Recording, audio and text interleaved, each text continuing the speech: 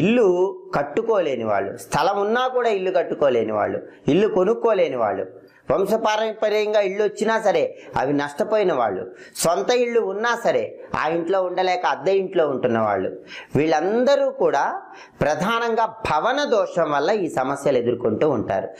మరి ఈ భవన దోషం పోవాలంటే ఏం చేయాలంటే పరిహార శాస్త్రంలో ఒక అద్భుతమైన పరిహారం చెప్పారు. ఆ పరిహారం ఏంటంటే కందిపప్పు, మినప్పప్పు, పెసరపప్పు మర ఆడించి పిండిలాగా చేసుకున్నాక ఆ 3 పిండ్లు కలపాలి.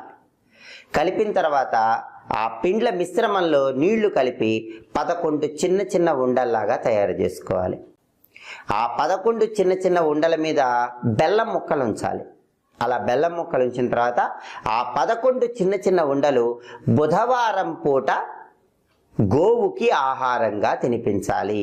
ఇలా చేస్తే భవన దోషం అనేది తొలగిపోతుంది.